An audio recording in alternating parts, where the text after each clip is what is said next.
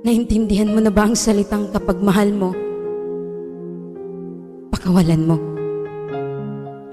Sa una, naguguluhan ako. Kasi syempre, mahal mo nga.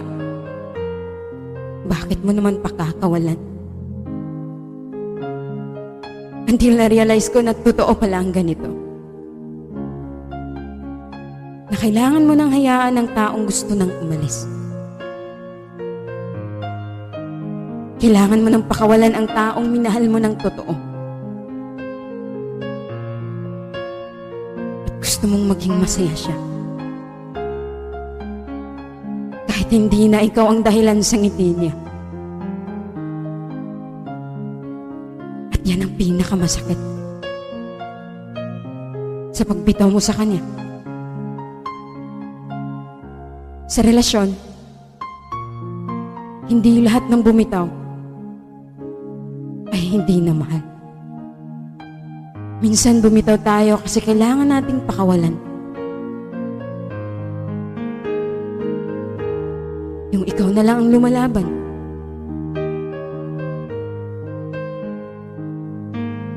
Hirap ka nang iangat kasi.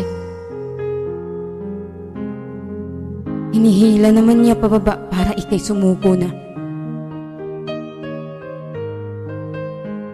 Kung ikaw ang aking tatanungin, pinakawalan mo ba? O lumaban ka? Ang hirap naman kasi lumaban kung ikaw na lang mag-isa. Minsan, ang tao ay nag-iiba.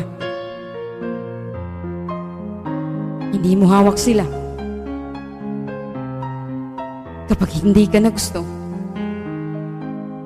pakawalan mo na. Kahit masakit, kahit alam mong ikaw ang masasaktan, at siya ay sasaya pag bitaw mo sa kanya. Mahirap, pero kailangan.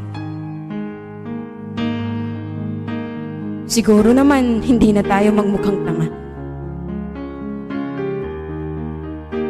Kung pagkakawalan natin ng isang tao,